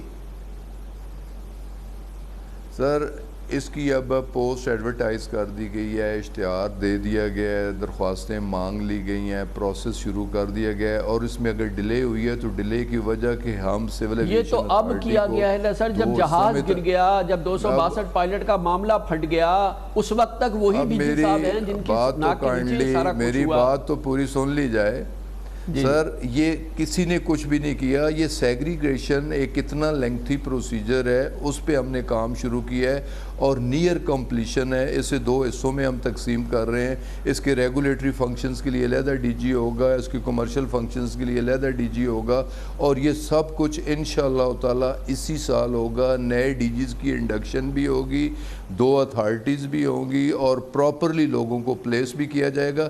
یہ کام بھی دیکھیں نا, اب سپریم کورٹ کی ڈائریکشن بھی ہے اور فالو اپ بھی ہے, 2 ہفتوں کی تاریخ بھی ہے, اور جو لوگ ملوث پائے گئے ہیں اس گندے دندے میں, ان لوگوں کے خلاف انشاءاللہ تعالی سسپینشن سے آگے بڑھ کے, ان کی ٹرمینیشن, اس ٹرمینیشن سے بھی آگے بڑھ کے ان کے خلاف کرمنل ایکشن بھی ہوگا. ان کے خلاف ایف آئی اے کو بھی ہم انکوائری دے رہے ہیں, ایف آئی اے بھی انکوائری کر کے تو انہیں انشاءاللہ تعالی لازمی ہم فکس کریں گے. ان لوگوں کو ہم سپیئر نہیں کریں گے. تو خان صاحب ایک اور چیز بڑی امپورٹنٹ ہے, وہ اس سے تعلق نہیں ہے, آپ نے کابینہ میں مسئلہ اٹھایا تھا کہ یہ جو دوہری شہریت یا دوسرے ملکوں کی ریزیڈنسی والے لوگ کابینہ کے رکن ہیں, مشیران ہیں, یہ ایڈوائزرز وغیرہ ہیں, اب حکومت نے اس کا جواب بھی دے دیا ہے, اور اب جو پوری صورتحال ہے, آپ لوگوں کو اطمینان ہو گیا ہے, کیفیت ٹھیک ہے ابھی کابینہ میں؟ لیکن جی اس میں بالکل اب بھی لوگوں کی سیٹسفیکشن پوری تو نہیں ہے. کہ اس حد تک تو ہم اپریشیٹ کرتے ہیں کہ پرائم منسٹر کا آرڈر بھی ہوا اور اس کی کمپلائنس بھی ہوئی, اور تمام لوگوں نے اپنی نیشنلٹیز بھی ڈکلیئر کر دیں, اور تمام لوگوں نے اپنے ایسٹس بھی ڈکلیئر کر دیے. لیکن اس میں ایک کنسرن, پارلیمنٹ میں بھی ایک کنسرن پایا جاتا ہے کہ پارلیمنٹیرینز کے لیے اگر یہ بار ہے کہ وہ ڈیول نیشنل ہیں تو وہ الیکشن کانٹیسٹ نہیں کر سکتے اور وہ پارلیمنٹ میں نہیں آ سکتے, تو اس طرح پھر ڈیول نیشنل کیبنٹ میں کیسے آ سکتے ہیں؟ یہ پارلیمنٹ کا کنسرن ہے. بہت سارے معاملات ہیں جس پہ پارلیمنٹ کو قانون بنانا چاہیے, قانون کا اختیار ہے, وہ قانون بنائیں, منظور کر لیں, پھر یہ تمام چیزیں جو ہیں وہ ختم ہو جائیں گی, جیسے کہ پارلیمنٹ کی منشا ہو. بہت بہت شکریہ جناب غلام سرور خان, وفاقی وزیر ایویشن, ہمارے ساتھ موجود تھے. کمرشل بریک, اس کے بعد سیاسی خبر. پاکستان پیپلز پارٹی, پاکستان مسلم لیگ نون نے ملنے کی کوشش کی, پیپلز پارٹی کے اندر بھی مخالفت آئی, پاکستان مسلم لیگ نون کے اندر بھی مخالفت آئی کہ ہم 2 پارٹیوں کے قبلے مختلف ہیں, ہم کہاں ایک دوسرے کے ساتھ ملیں گے, نہ کبھی پہلے ملے تھے نہ آگے ملیں گے, خواہ میں وقت ضائع کرنے سے کیا فائدہ. دوسری جانب عوام بیچاری بھی دیکھ رہی ہے, اس کو بھی یقین نہیں ہے کہ ایسا کچھ ہوگا. اس کی بات کرتے ہیں ایک چھوٹے سے وقفے کے بعد. مئی 2006 لنڈن کے میثاق جمہوریت یعنی چارٹر آف ڈیموکریسی, جو محترمہ بے نظیر بھٹو شہید اور جناب نواز شریف کے درمیان ہوا تھا, اس سے لے کے 2008 مارچ کے اعلان مری جو کہ جناب نواز شریف اور آصف زرداری کے درمیان ہوا تھا, اور پھر الیکشن 2018 کے بعد جو اشتراک عمل کی کوشش ہوئی تھی پی ایم ایل این اور پیپلز پارٹی کے درمیان, اس سے لے کے اب تک کبھی بھی ایسا لگا نہیں ہے کہ پاکستان پیپلز پارٹی اور پاکستان مسلم لیگ نون کسی ٹھوس اشتراک عمل پر کام کر رہے ہیں اور اس کی کوئی عملی صورتحال نظر آئی ہے. یقیناً یہ اس کی وجہ بنیادی فلسفے کی تبدیلی ہے کا فرق ہے, اور پھر دونوں سیاسی جماعتوں کا قبلہ بالکل مختلف ہے. کوششیں ضرور ہوتی رہی ہیں لیکن ہر بار وہ ناکام ہوئی ہیں, اور ان ہر کوشش کے بعد گلے شکووں میں اضافہ ہوتا گیا ہے. ایک اور کوشش ہو رہی ہے, ایک بار پھر پاکستان پیپلز پارٹی اور پاکستان مسلم لیگ نون کے چند رہنما ملے ہیں, اور پی ایم ایل این کا ایک وفد بلاول بھٹو زرداری سے ملنے لاہور میں ان کی رہائش کیا گیا, اور اس کے بعد بات کی گئی کہ چلے آل پارٹیز کانفرنس کرتے ہیں, ایک ساتھ ملنے کی بات کرتے ہیں. ایسی گفتگو ہم بارہا کئی بار سن چکے ہیں. اطلاعات کے مطابق دونوں سیاسی جماعتوں میں اندرون خانہ بھی اس سلسلے میں بحث ہوئی ہے. پاکستان مسلم لیگ نون کے دیرینہ رہنما کہتے ہیں کہ پیپلز پارٹی کے ساتھ ہماری بیل مڑنے والی نہیں ہے, اور اطلاعات کے مطابق پاکستان پیپلز پارٹی کی اندرونی مشاورت کے دوران بھی بلاول بھٹو زرداری صاحب کو یہی مشورہ دیا گیا ہے کہ یہ کوئی سازگار ماحول نہیں ہے اور یہ کسی بھی ٹھوس اشتراک عمل کی کوئی بھی بنیاد موجود نہیں ہے. اور جن شخصیات نے جناب بلاول بھٹو زرداری کو یہ مشورہ دیا ہے ان میں شامل ہے پاکستان پیپلز پارٹی کے سینئر ترین رہنماؤں میں سے ایک اور مجھے کہنے دیجئے کہ ماشاءاللہ ان کا سیاسی تجربہ اس وقت محترم بلاول بھٹو زرداری کی عمر سے زیادہ ہے. ہمارے ساتھ موجود ہیں سینیٹر اعتزاز احسن. بہت بہت شکریہ اعتزاز احسن صاحب. یہ ایکوریٹلی رپورٹ ہوا ہے کہ آپ نے بلاول بھٹو زرداری صاحب کو اپنی پارٹی کو مشورہ دیا ہے کہ پی ایم ایل این کے ساتھ کسی ٹھوس اشتراکی عمل کی گنجائش نہیں ہے. کامران صاحب یہ ایکوریٹلی رپورٹ ہوا ہے یا انیکوریٹلی رپورٹ ہوا ہے یا رپورٹ ہوا ہے یا نہیں ہوا ہے، اس پہ میں کوئی بات نہیں عرض کروں گا. وہ پارٹی کا اندرونی معاملہ ہے. جو میری رائے ہے، جو عمومی طور پہ میں اکثر اس کا اظہار کرتا ہوں، اور جو میری اس معاملے میں میرا تجربہ ہے، اس پہ بات ہو سکتی ہے اور وہ میں کرنے کو تیار ہوں. اور وہ میں اس کے بارے میں یہ عرض کروں گا. 2-3 باتیں پہلے ہی عرض کر دوں. پہلی تو یہ ہے کہ میرا تجربہ 1988 سے شریف خاندان کے ساتھ رہا ہے، اور ان کو وہاں سے جہاں انہوں نے الیکشن کمیشن پہ الیکشن کے جلسوں پہ کچھ تصویریں پھینکی تھیں، جہاں وہ جب وزیر اعلیٰ پنجاب تھے اور وزیر اعظم پاکستان تو ان کو لینے نہیں تھے، جہاں انہوں نے ریلوے لائن روکی، جہاں انہوں نے جوناتھن میں اسمگلنگ کرنے کی غالباً خاطر اسی وجہ سے شاید انہوں نے اس کے سی بی آر کو جائزہ لینے نہیں دیا اس کے کانٹینٹس کا، اور جہاز کو باہر کھڑے رکھا کئی مہینے، بحری جہاز کو، جہاں وہ جلوس نکالتے تھے پارٹی وفاقی حکومت کے خلاف، اور جہاں وہ وہاں سے 88-90 سے شروع ہو کے پھر 90 میں انہوں نے ریفرنسز بنائی بی بی اور آصف کے خلاف، 11 ریفرنسز بنائی، 11 کے 11 میں میں نے ان کو بری کرایا، اور وہ کیسز تو بنتے ہی نہیں تھے. عجیب عجب کیس تھے کہ ایک برطانوی تاجر، آپ کو یاد ہوگا، اس کی ٹانگ پہ اتنا بڑا بم، جتنی بڑی موٹی کتاب ہوتی ہے لا بک، وہ اس کی ٹانگ پہ باندھ کے 15 دن اس کو کراچی لیے پھرے، اور اس کا ریموٹ کنٹرول اس بندے کے ہاتھ میں تھا جو اس کے ساتھ بیٹھا ہوا تھا، یعنی وہ بھی ساتھ اڑ جائے گا. ایسی انہونی باتوں سے وہ انڑ کیس سے نکال کے پھر انہوں نے ان کو جب اپنی دوسری گورنمنٹ آئی تو قید کیا اور زبان کاٹی. جس بندے نے زبان کاٹی وہ آج سینٹ میں اس کو بٹھایا ہوا ہے، جس نے آصف زرداری صدر پاکستان کی زبان کاٹی. پھر ان کے جو معاملات رہے، انہوں نے ہمارے ساتھ جب گرے ہوئے تھے تو سی او ڈی کر لیا. سی او ڈی کے تحت جس کا آپ نے ابھی ذکر کیا، وہ 14 مئی 2006 کو ہوا. میں اس میں میٹنگ میں موجود تھا، اور اس کے ڈرافٹ کرنے کے آخری ایام میں میں بھی موجود تھا. رضا ربانی، صفدر عباسی بھی تھے ہماری جانب سے. تو لندن میں اس کے بعد وہ سی او ڈی کے باوجود آپ نے کالا کوٹ پہنا، کالی ٹائی لگائی، سفید قمیض پہنی، اور افتخار محمد چودھری کی عدالت میں پیش ہو کے میمو گیٹ کا قضیہ چھیڑ دیا کہ یہ تو پیپلز پارٹی نے اور صدر مملکت نے بڑی غداری کی ہے، ملک کے ساتھ غدار ہیں اور ان کو غداری کی سزا ملنی چاہیے. تو ان کی کس بات پہ آدمی مانے؟ وہ کیا لوگ بھول گئے ہیں کہ انہوں نے ملک قیوم کو ٹیلی فون کر کے کہا کہ ان دونوں میاں بیوی کو سزا دو، اور سزا بھی زیادہ سے زیادہ دو. اس نے کہا زیادہ تو زیادہ 7 سال ہے، میں 5 سال سزا دیتا ہوں. کہتے ہیں 5 سال کافی نہیں ہے. پھر اس نے کہا کہ اچھا 5 سال کافی، 5 سال بہت ہے، میں ان کی جائیداد ساری منقولہ غیر منقولہ ملک میں یا غیر ملکوں میں جو بھی ہے جہاں بھی ہے اس کو میں ضبط کر لیتا ہوں آپ کے سرکار. اور ایسا ہی فیصلہ اس نے دوسرے دن کیا. تو کیا مطلب ہے ان کے ساتھ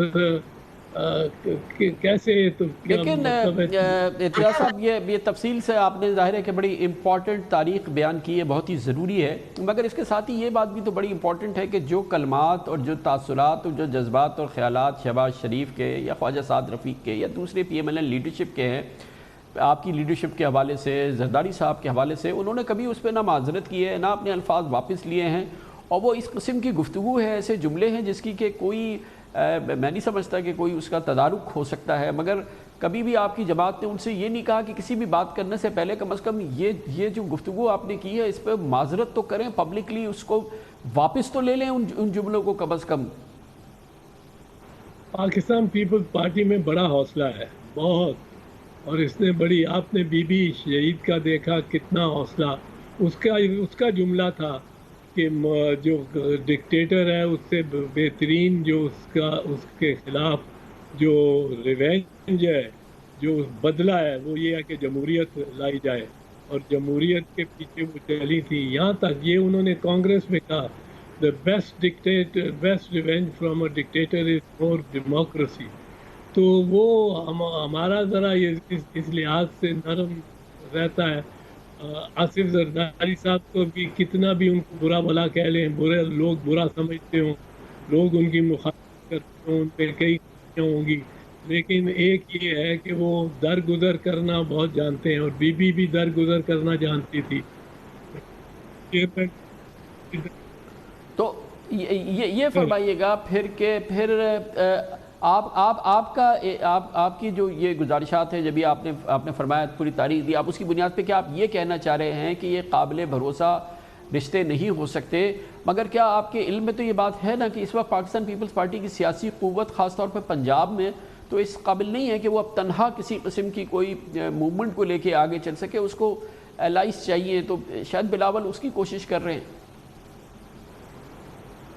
یہ کر دوں کلیئر، کیونکہ یہ ایک بات ہے جو میں سمجھتا ہوں کہ مجھے بتا دینی چاہیے. ایک بات ہے ڈسکشن کی جو پارٹی کے اندر ہوئی جو مجھے چاہیے بتا دینی چاہیے، جس کی وجہ سے چیئرمین بلاول نے یہ کہا، انڈیا دیا ہے کہ گورنمنٹ چلے گی، شہباز آگے اور بیٹھیں گے، شہباز شریف جب آئیں گے.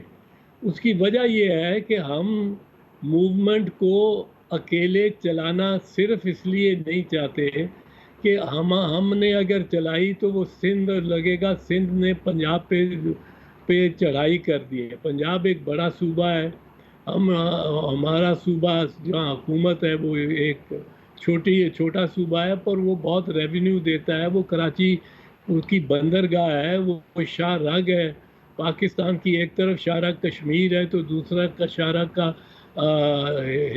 حصہ جو ہے وہ کراچی ہے. تو ہم یہ نہیں چاہتے کہ ہم آگے لگیں.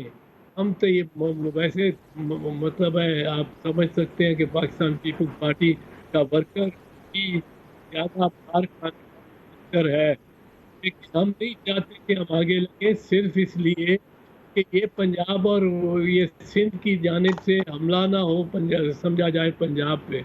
پنجاب کو لیڈ کرنا اس میں ضروری ہے، اور پنجاب میں اگر لیڈر بنے ہوئے ہیں شہباز شریف تو ان کو لیڈ کرنا چاہیے. پر اب ان کی یہ نہیں، میں آپ کو کامران صاحب بتاؤں، میں ایم آر ڈی کی تحریک میں بھی رہا ہوں اور نمایاں قائدین میں رہا ہوں ان کی. میں اے آر ڈی کی تحریک میں بھی رہا ہوں اور اس میں بھی نمایاں قائدین میں.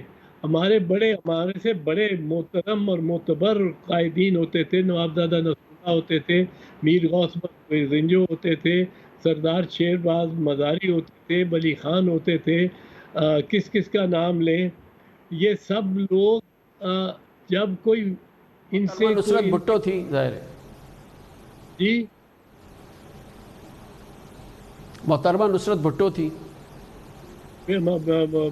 بیگم نصرت بھٹو خود، میں اپنی پارٹی کا نام لینا، ورنہ امپورٹنٹ لیڈر تو اس میں تھی ہی محترمہ بے نظیر بھٹو، اور سب ان سے مشورہ کرتے تھے. پر اگر کسی کے ساتھ کوئی بات کر دیتا تھا ایئرپورٹ پہ، کوئی مثال کے طور پہ حکومتی شخص، کوئی فوجی، اس وقت مارشل لاء لگا ہوا تھا، فوج کی حکومت تھی، اگر کوئی بات کر دیتا تھا تو وہ ساروں کے ساتھ شیئر کرتا تھا کہ میرے ساتھ آج D G I S I وہ جہاز پہ مجھے مل گیا ایئرپورٹ پہ، اس نے مجھے کہا کہ مولانا صاحب یا وہ آپ نوابزادہ صاحب آپ یوں کیوں نہیں کرتے، یوں کیوں نہیں کرتے. وہ شیئر کرتے تھے، یہ شیئر ہی نہیں کرتے. ये खामोशी से खुफिया तौर पे कभी खामोश हो जाते हैं, कभी शोर मचाना। एतज़ा साहब आपकी लीडरशिप भी मुलाकातें करती है, आपके इल्म है कि वो शेयर करती है इनके साथ या नहीं? क्योंकि मुलाकातें वो नहीं करते, वो भी करते हैं और आपकी भी लीडरशिप की मुलाकातें होती रहती।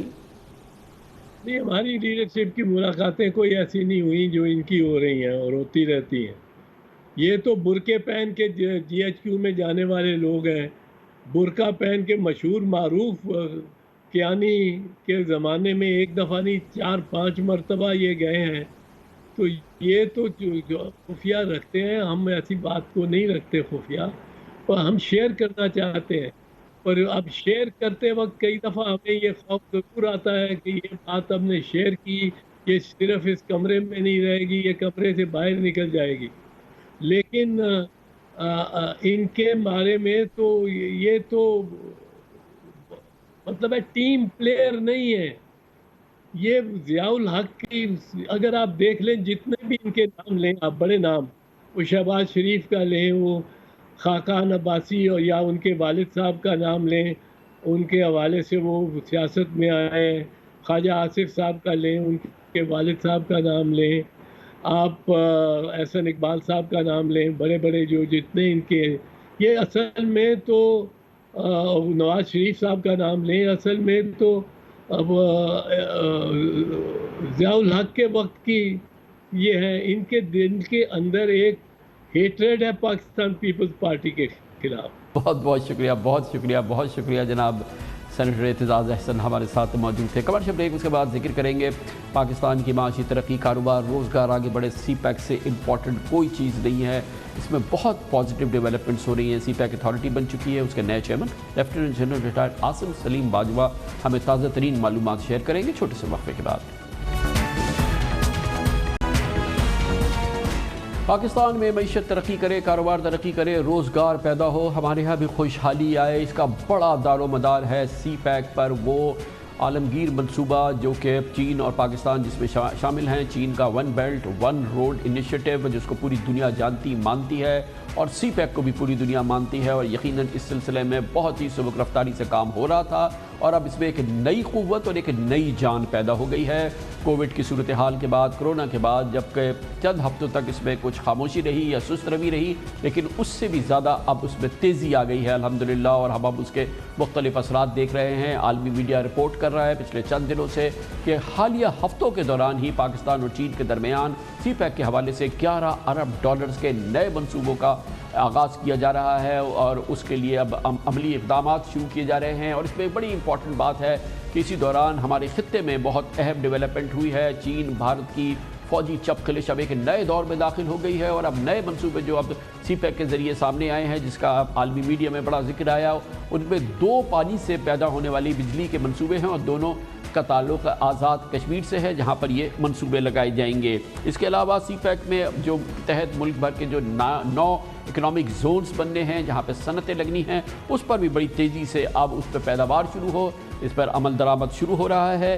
इसके अलावा जो इंफ्रास्ट्रक्चर के प्रोजेक्ट है उस पर भरपूर अंदाज में काम हो रहा है। इस्लामाबाद से DI खान और DI खान से जोब तक की जो सड़क है ईस्ट वे एक्सप्रेस, इस पर बहुत तेज़ी से काम आगे बढ़ रहा है। 30 करोड़ डॉलर से गवादर एयरपोर्ट पर काम बहुत आगे बढ़ रहा है और ये फर्स्ट क्लास एयरपोर्ट बन रहा है। इसमें 2400 एकड़ पर इकनॉमिक जोन भी है जिस पर भी काम शुरू हो चुका है और गवादर का मास्टर प्लान पहले ही मंजूर हो चुका है। 150 बेड का हॉस्पिटल भी गवादर में तामीर किया जा रहा है। सेंट्रल डेवलपमेंट वर्किंग पार्टी ने 146 किलोमीटर तवील होशाफ्ता आवरान रोड के लिए 26 अरब रुपए की मंजूरी दे दी है। ये एक बहुत इंपॉर्टेंट रोड है जो बनने जा रही है। इसके अलावा सक्कर हैदराबाद मोटरवे पर M6 पे भी काम अब शुरू हो चुका है और इसके अलावा जोब तक कुछ लाख रोड पर भी काम शुरू हो रहा है। मगरबी रोड के हवाले से CPEC के तहत 1870 किलोमीटर, ये बहुत अहम मनसूबा है ML1, जिससे कि ट्रैक बिछेगा रेल का कराची से पेशावर तक। इसकी भी तैयारियां अब की जा रही हैं और इसके साथ अब चीन और पाकिस्तान के दरमियान एक नया फ्री ट्रेड एग्रीमेंट हो चुका है जिसके तहत पाकिस्तान को 313 मसनूआत जो वो शराब है जो कि आसियान पर की जो ड्यूटी शराब चीन को, उस पर हम उनको एक्सपोर्ट कर सकते हैं। हर लिहाज से बड़ी क़ुव्वत और बड़ी तेज़ी से ये मंसूबे आगे बढ़ रहे हैं। सी पैक पाकिस्तान की तरक्की के लिए सबसे इम्पॉर्टेंट है और इसमें मज़ीद जो हुकूमत की कमिटमेंट सामने आई है, बाकायदा सी पैक अथॉरिटी अब बन चुकी है जो कि मजमूई तौर पर, मरकज़ी तौर पर एक अम्ब्रेला के तहत सी पैक के मंसूबे को आगे बढ़ा रही है और इसके लिए तैनाती की गई है lieutenant general retired Asim Salim Bajwa की। पाक फ़ौज के बहुत ही मुस्तैद कोर कमांडर रहे हैं, कोयटा के कोर कमांडर थे और अब सी पैक अथॉरिटी उनके तहत काम कर रही है और आज हमें ज्वाइन कर रहे हैं जनरल आसिम सलीम बाजवा। बहुत बहुत शुक्रिया जनरल साहब, आपने ज्वाइन किया। पाकिस्तान के लिए बड़ा कलीदी मंसूबा है। हम इसकी जो इम्पोर्टेंस है, जो इसकी टेक्स्ट है, वो तो हम बड़ा बताते रहे हैं। अब हम अमली दौर के अंदर दाखिल हो गए। अमलियात की कुछ तस्वीर तो मैंने अभी आवाम के सामने रखी है, अपने व्यूअर्स के सामने रखी है। आप बताइए कि जो इसकी अमली शक्ल जो है वो साल 2020 में हम कहाँ कहाँ देखेंगे? अस्सलाम वालेकुम, थैंक यू कामरान भाई, it is a great honour to come in your show. आपने जितने भी बातचीत की, आपने बिल्कुल सही प्रीमाइज दिया कि इस वक्त रीजन के अंदर हालात बेहतर होते हुए नज़र आ रहे हैं और पाकिस्तान फुली गेयर्ड अप होना चाहता है उन तमाम हालात से फ़ायदा उठाने के लिए। मैं आज अपने आप को फोकस रखूँगा पाकिस्तान के अंदर जो सी पैक के हालात हैं, जो हमारी इस वक्त प्रोग्रेस है और जो हम आगे करने जा रहे हैं। सबसे पहली बात तो ये है कि सी पैक अथॉरिटी का जो क़याम हुआ, इसका बेसिकली मकसद यही था ताकि वन विंडो ऑपरेशन हो और तमाम प्रोजेक्ट्स एक ही जगह से तमाम मिनिस्ट्रीज़ के साथ, डिपार्टमेंट्स के साथ, प्रोविंसेस के साथ हैंडल हो सकें और जो बाहर से आने वाली कंपनीज़ हैं और जो हमारे अपने बिज़नेस हाउसेज़ हैं और कंपनीज़ हैं, उनको हर जगह पर ख़ुद से भागना नहीं पड़े। जिस दिन मैंने चार्ज संभाला तो प्राइम मिनिस्टर साहब ने जब पहली दफ़ा मेरे से मुलाकात की तो उन्होंने बहुत क्लियर एक मैंडेट दिया और वो मैंडेट ये था कि सी पैक हमारे लिए एक हिस्टोरिक अपॉर्चुनिटी है, गेम चेंजर है और इस वक्त चूँकि चाइना एक इकोनॉमिक सुपर पावर है, हमने उनके एक्सपीरियंस से हर सूरत में फ़ायदा उठाना है। इसलिए हम चाहते हैं कि सी पैक के किसी प्रोजेक्ट पे कोई काम रुकना नहीं चाहिए, बल्कि इनको और तेज़ करना है और अगर किसी जगह पर कोई किसी किस्म की प्रोसीजरल या टेक्निकल रुकावट है तो उन्होंने इस चीज़ की मुझे इजाज़त दी कि मैं डायरेक्टली उनके पास जा सकता हूँ, अप्रोच कर सकता हूँ और वो पर्सनली हैंड्स ऑन उस प्रोजेक्ट को वो पुश करने में मेरी बहुत मदद करेंगे। और मैंने फिर आने वाले दिनों में देखा कि इसी तरीके से ये चलता रहा। इस वक्त जो सूरत हाल है, जैसे आपने कहा कि हम जो फ़ेज़ 1 थी या अर्ली हार्वेस्ट प्रोजेक्ट थे और उनके बाद जो शॉर्ट टर्म हमारे प्रोजेक्ट थे, उनमें जो हमारे बॉटलनेक्स थे, जिसमें सबसे बड़ा एक कम्युनिकेशन इंफ्रास्ट्रक्चर और एक एनर्जी, इन दोनों बॉटलनेक्स को दूर करना था। तो इनमें बहुत सारे प्रोजेक्ट्स इस वक्त जारी हैं। कोई 17 के करीब प्रोजेक्ट्स हैं जिनमें से 9 पूरे हो गए एनर्जी के और 8 और इस वक्त काम जारी है। और इसी तरह कोई 5 के करीब प्रोजेक्ट्स हैं जो इस वक्त पाइपलाइन में हैं और उन्हीं में से 2 प्रोजेक्ट्स हैं जो पिछले 10-12 दिनों में या 15 दिनों में जिनके ऊपर साइनिंग सेरेमनीज़ आपने देखी और $4 बिलियन की इन्वेस्टमेंट इन 2 प्रोजेक्ट्स में से आ रही है। हम कोविड के बावजूद जितने प्रोजेक्ट्स हैं उन पे काम हो रहा है, होता रहा है और शुरू के जो दिन थे उनमें चूँकि आपको याद होगा कि चाइनीज़ न्यू ईयर के दिन भी थे, जो लोग चाइना में उस वक्त थे और स्ट्रैंडेड थे, कंपनीज़ ने खुद से उनके लिए जहाज़ चार्टर किए और उनको वापस पाकिस्तान में लेकर आए। और इसी तरह जो पाकिस्तान में जहाँ जहाँ लेबर का गैप आया उसको हमने सबके साथ मिलकर अपनी लेबर वहाँ पे वो गैप्स फिल किए और अल्हम्दुलिल्लाह काम उधर जारी रहा। इवन दो थोड़ी सी स्पीड तो जल साहब ये फरमाइएगा कि अब जो अर्ली हार्वेस्ट प्रोजेक्ट है वो हो गया। अब हमारा सबसे बड़ा फोकस जो कि अब सम्राट जिसको हम कहते हैं कि अब हमें इसके सम्राट को हासिल करना है, उसके लिए हमारी सबसे इम्पॉर्टेंट ज़रूरत यह है कि हमारे यहाँ पैदावार शुरू हो, सनतें लगें। कुछ खबरें ये थी कि चाइना से भी कंपनीज यहाँ रीलोकेट हो सकती हैं اور پھر روزگار پیدا ہو اور یہ تمام چیزیں جو ہیں جس کے لیے ہم نے اکنامک زونز وغیرہ بنائے. وہاں پہ اب یہ سی پیک اتھارٹی سے پہلے بڑے مسئلے تھے, بڑی سست روی تھی. کیا اس میں اب ہم ایکٹیویٹی دیکھیں گے تاکہ کاروبار, روزگار اور پھر یہ تمام چیزیں جو ہیں یہ اس کا ایک باقاعدہ ماحول بنے؟ جی کامران بھائی, میں چاہوں گا کہ اس سے پہلے صرف آپ کو یہ بتاؤں کہ انفراسٹرکچر میں ہمارے 2 روٹس تھے, ایک ایسٹرن روٹ اور ایک ویسٹرن روٹ.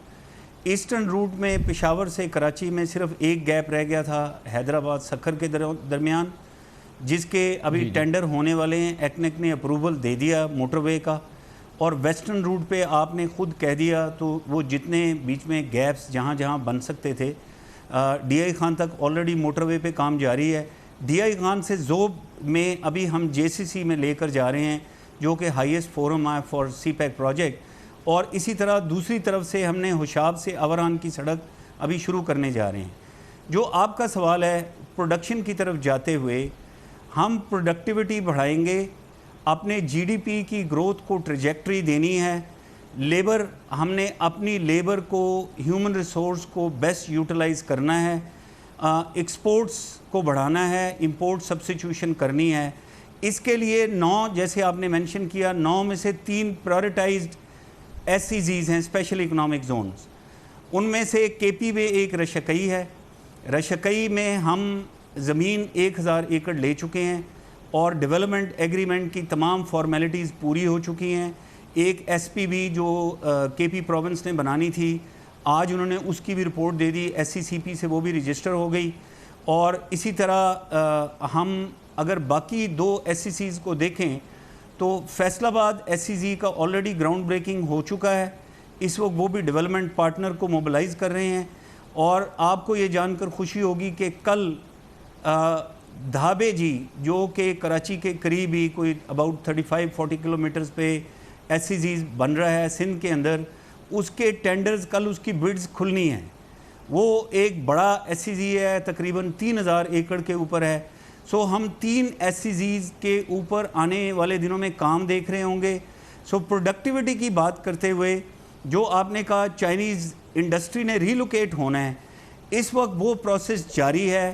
ابھی کووڈ کے بعد جیسے جیسے مومنٹم پک کر رہا ہے, ابھی رشکئی میں ایک چائنیز کمپنی ہے جو کہ کو ڈیولپر ہے ود کے پی ایزمک. وہ C R B C company خود سے روڈ شوز کر رہی ہے. یہاں سے کے پی کے آفیشلز بھی جائیں گے, روڈ شوز ہوں گے. جیسے جیسے آلریڈی آج ایک اور سٹیل مل مجھے پتہ چلا کہ انہوں نے اپنا وہ لیٹر آف انٹرسٹ وہ انہوں نے بھجوا دیا ہے. So they are also interested coming to Rashakai. اسی طرح مجھے پتہ ہے دھابے جی کے لیے آج جب میری بات ہوئی سندھ بورڈ آف انویسٹمنٹ میں, وہاں پر بھی کمپنیز ابھی انٹرسٹ شو کر رہی ہیں. اور ڈیولپمنٹ پارٹنرشپ کے لیے بھی ان کے پاس ایک چائنا کی بہت بڑی کمپنی آ گئی ہے. سو ایک ایکسائٹمنٹ بن رہی ہے, انٹرسٹ جنریٹ ہو رہا ہے.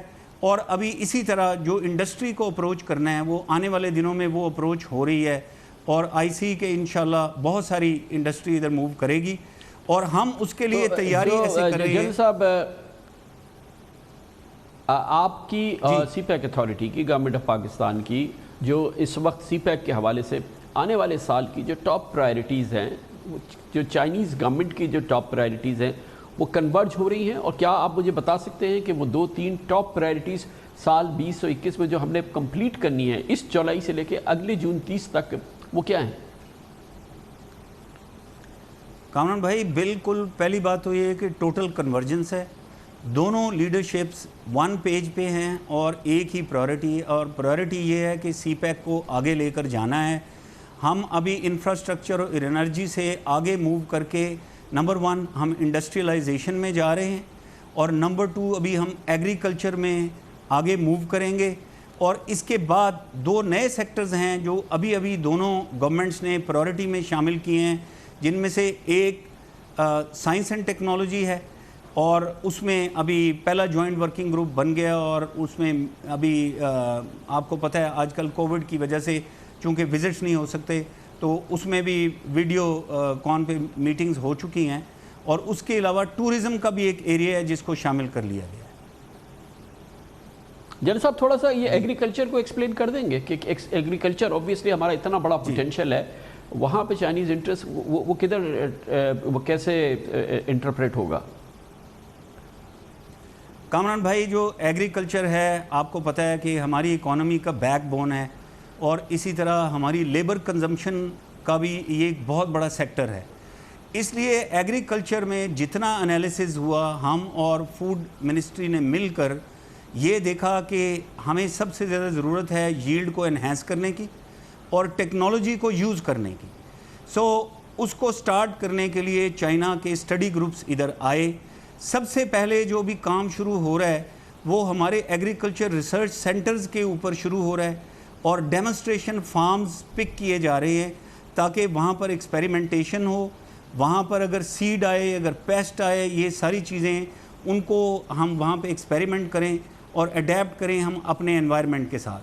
لیکن اس سے تھوڑا سا آگے جاتے ہوئے ابھی ہو یہ رہا ہے کہ جو بڑی بڑی چائنیز کمپنیز ہیں وہ انٹرسٹ شو کر رہی ہیں کارپوریٹ فارمنگ میں آنے کے لیے، کولیبریٹو فارمنگ میں آنے کے لیے. ہم ابھی پروونسز کے ساتھ، ابھی پرائم منسٹر صاحب نے ڈائریکٹ کیا، ہم مل کر زمینوں کو آئیڈینٹیفائی کر رہے ہیں ان دا پروونسز جو لینڈ کے patches unutilise undeveloped پڑے ہیں یا کم ییلڈ دے رہے ہیں. ہم پروونسز کے ساتھ مل کے ان کمپنیوں کو کلب کریں گے. اور اس میں جو ایک ایڈیشنل چیز ہے وہ یہ ہے کہ ہم لوکل بزنس ہاؤسز کو انوائٹ کر کے کولیبریٹ کرا رہے ہیں with these companies. With this collaborative model ہم یہ دیکھ رہے ہیں کہ ہمارے بزنس ہاؤسز اور Chinese companies, so this is business to business cooperation along with the provinces and then being looked after by the federal minister. ہم آگے جا رہے ہیں ابھی ڈرون ٹیکنالوجی میں، ہیوی ایگریکلچر مشینری میں، ہارویسٹنگ میں، پوسٹ ہارویسٹنگ میں، پیسٹ کنٹرول میں، سیڈ کی جرمینیشن میں، ان سب سیکٹر میں جا رہے ہیں. بٹ سب سے امپورٹنٹ چیز یہ ہے کہ یہ ایگریکلچر کا تو بہت ہی ماشاءاللہ ایکسٹینسو اور ایمبیشس پروگرام ہے. جل صاحب، جتنی بھی ترقی ہے اس کے لیے بنیادی عنصر ہے، ہمیں انرجی چاہیے، بجلی چاہیے. پاکستان کا ایک بڑا مسئلہ یہ ہے کہ بجلی ہماری بہت مہنگی ہے. ہمارا اپنا پبلک سیکٹر ہے، ہمارے آئی پی پیز ہیں، اور یہ بڑی مہنگی بجلی ہے ہمارے پاس جو اس وقت ہے، اور یقیناً چین کے بھی ہمارے پاس منصوبے موجود ہیں. جب سی پیک کے تحت آپ بات کرتے ہیں ترقی کے لیے، بہرحال یہ بجلی کو سستا کرنا بڑا ضروری ہے. یہ بات چیت ہوتی ہے کچھ اس میں ہمارا کنورجنس ہے چین کے ساتھ؟ جی کامران بھائی، یہ اس پہ ڈائریکشن بہت کلیئر ہے. ہمیں پرائم منسٹر صاحب نے بتایا کہ ہم نے گریجولی ابھی موو کرنا ہے سستی بجلی کی طرف. ون لائنر آبجیکٹیو اگر آپ مجھے پوچھیں تو وہ یہ ہے کہ سستی بجلی کی طرف موو کرنا ہے. آپ نے پچھلے کوئی دو تین مہینوں میں دیکھا ہوگا کہ بات یہ ہو رہی ہے کہ ہم ہائیڈل پاور کے اوپر جائیں. دس از نمبر 1. اور آپ نے دیکھا ابھی ابھی واٹر ریسورسز منسٹری وابڈا، ابھی دیامیر بھاشا ڈیم، موہمن ڈیم، داسو ڈیم، یہ بڑے بڑے جو ڈیم ریزروائر اور ایگریکلچر کے علاوہ یہ ہائیڈل پاور پروڈیوس کریں گے. اسی طرح آپ نے جو بھی بات کی کوہالہ اور آزاد پٹن دونوں جو یہ اے جے کے میں بن رہے ہیں، یہ بھی ہائیڈل پاور ہے. آپ کو پتہ ہے کہ hydel power is cheaper power and greener and cleaner power. ہم پانی سے اور آگے محل ایک اور پروجیکٹ ہے رن آف دا ریور، اس پہ بھی جا رہے ہیں. پہلے ہی سوکی کناری بن رہا ہے اور کچھ پروجیکٹس بن رہے ہیں. بٹ میں آپ کو ساتھ ہی ساتھ یہ بتاتا جاؤں، اس کے علاوہ جو دوسرا ڈائریکٹیو ہے سستی بجلی کے لیے، وہ یہ ہے کہ ہمیں امپورٹڈ کول سے جو بہت مہنگا پڑتا ہے، یا فوسل فیول سے، تھرمل پاور سے، گیس سے بجلی پیدا کرنے کی بجائے انڈیجنس کول کی طرف موو کرنا ہے. ناٹ اونلی کہ ہم ابھی جو تھر میں پروجیکٹس چل رہے ہیں وہاں مائننگ ہو رہی ہے، کول پروڈیوس ہو رہا ہے، مائن ماؤتھ کے اوپر ابھی ادھر پاور پروجیکٹس لگ رہے ہیں، بٹ ہم اس سے آگے ابھی وہاں سے کول ٹرانسپورٹ کر کے جو باقی کے کول پاور پروجیکٹس ہیں ان میں بھی بلینڈنگ کرنے کی پلاننگ کر رہے ہیں تاکہ زیادہ سے زیادہ ہمارا اپنا کول جتنا بھی استعمال ہو سکتا ہے وہ ہو، اور الٹیمیٹلی ہم بجلی کی قیمت کو نیچے لے کر آئیں. بہت شکریہ lieutenant general retired Asim Saleem Bajwa, chairman CPEC authority. اور بہت ہی اچھا آپ نے کرٹن ریزر دیا ہے. لگ یہ رہا ہے کہ انشاءاللہ تعالیٰ جیسے کہ قوم کی خواہش ہے، تمنا ہے، دعائیں ہیں کہ یہ سی پیک جو ہے یہ ہمارے لیے واقعی گیم چینجر ثابت ہو. ہم آپ سے انشاءاللہ اس پہ مزید اپڈیٹ لیتے رہیں گے. Thank you so much general صاحب. اس کے ساتھ ہی ہمارے آج کے پروگرام کا اختتام ہوتا ہے. کل آپ سے پھر ملاقات ہوگی انشاءاللہ. کل تک کے لیے کامران خان کو اجازت. اللہ حافظ و ناصر.